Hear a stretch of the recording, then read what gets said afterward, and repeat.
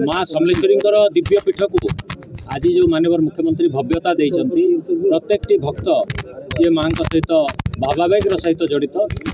जो प्रकार सुविधा देइछंती जो माँ समलेश्वरी दर्शन करिवार सब सुख स्वाच्छंद्य से माननीय मुख्यमंत्री को कृतज्ञता जनाऊँगी। एवं आज जेहेतु माँ समलेश्वरी गोटे परम भक्त माननीय मुख्यमंत्री श्रीयुक्त नवीन पट्टनायक से भव्य प्रकल्प माँ दर्शन कलापर भव्य प्रकल्पर लोकार्पण कला समय निश्चित भाव में खुशी अभिभूत थे एवं किसी क्षण भाव विहल यही प्रकल्प एत अल्प दिन भितर हो पार बोलिकी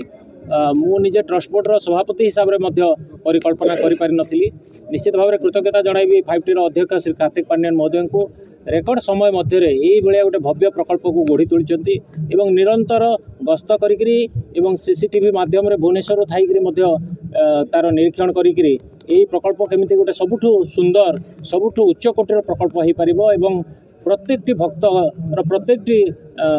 सुविधा को दृष्टि रखिक प्रकार भव्य प्रकल्प कर प्रकल्प भितर जो दिव्यता अच्छी निश्चित भाव में प्रकल्प अंचल में बुलिले आपंकर गोटे आध्यात्मिक चेतना एवं माँ प्रति जो समर्पण भाव निश्चित भाव में आसो। ओम नमः शिवाय। गदानना सेवायत आखंडलमणि मंदिर आखंडलमणि मंदिर को माँ समलई मंदिर जो न्योता जाइतिला जो निमंत्रण जाइतिला ताको रक्षा करी आमे बाबा आखंडलमणि पीठरू ठाकुर आज्ञामाल माटी जल एवं सर्प सह नाग सह माँ पीठ दान कराला अर्पण करागला माँ यज्ञ से माटी दान करागला एवं ये पीठ माँ समलई पीठ आमे भी आगुरी बहुत थर आसीचु पीठ को देखीचु ये पीठ वर्तमान ये समलई पीठ 10 वर्ष 5 वर्ष तलर समलई पीठ भितर आकाश पाताल प्रभेद सबू शेष में माननीय मुख्यमंत्री को आम धन्यवाद जनइबू जे ये पीठ को गोटे नुआ रूप नुआ रेखा और नुआ परिवेश जोटा कि जेकोसी यात्री भक्त मैंने आसबे माँ को दर्शन करने ये जो एरिया करा जाइछि जो परिकल्पना करा जाइछि जे माँ समलई पीठ को उन्नत शेष सीमार पहुँचेबा एवं परिक्रमा यार जा परिक्रमार जा दृश्य लोक मन में भक्ति भाव जागृत हम। मैं नील कुमारी नायक और मैं बरगढ़ से आई हूँ। आज यहाँ का समलई मंदिर प्रकल्प लोकार्पण यहाँ पे जिस तरह से वातावरण इतना खुशी का माहौल बना हुआ है और पहले की अपेक्षा इतनी परिवर्तन यहाँ आने से जो मन की शांति मिल रही निश्चय ही माँ समलई यहाँ पे सबको आशीर्वाद कर रहे हैं और आगे भी ऐसे ही यह प्रकल्प बहुत सुंदर बढ़ते ही जा रहा है। महंत गोपाल मठ बर्तमान अच्छे आज समलेश्वरी मंदिर कहीं भारत सारा माने डंका बाजुचे जेहेतु हिंदू दर्शन उत्थान होचे हिंदू फिलोसफी विश्वास जागरण होचे से समस्त आनंदित। सर आपन मठ आपन सहित मुख्यमंत्री कथा हेले कोन कथा हेले मुख्यमंत्री तुमकर तो जहाँ भी कहन लोक कल्याण मार्ग ले लोक उत्थान ही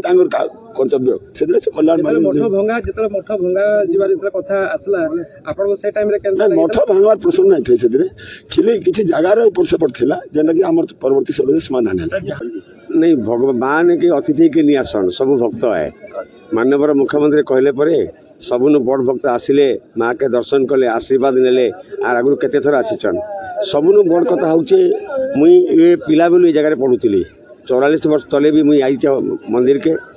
माने आपन देखुन आम मंदिर के आइला बेल के गाड़ी रखुले दुकान वाला कहूला भाई गाड़ी के हटाओ बोल कहूला आने एतकी परिवर्तन हवा कहीं के सपन भी नहीं भाई ये संभव होइछे माँ समलई आशीर्वाद ने आ नवीन पट्टनायक नेतृत्व आ बड़ कथा होचे 5T चेयरमैन जे कार्तिकेन पांड्यान जेन तांकर फोरसाइडनेस सी आज तार परिकल्पना के देखुचन 4 एकर जगार 40 एकर जगार परिव्याप्त आमर आमे आमे आमे सब बेले सुनुतुलु गंगा आरती इहाते आपण आज देखबे आमर महानदी आमर माँ है तार आरती हवा आनु बड़ कथा किछि नाइ न तेणु आज आमर लगी पश्चिम ओडिशावासी लगी एटा गोटे गौरवर दिन है आज दिन स्मरणीय दिन है आमर माननीय मुख्यमंत्री ये प्रकल्प के जेन लोकार्पण कर भक्त मान उद्देश्य देखुवे भक्त मान उत्साह जुआड़े देखिए सियाड़े सेल्फी समस्ते चाहते यही मुहूर्तटा को निज मोबाइल स्मरणीय रखापी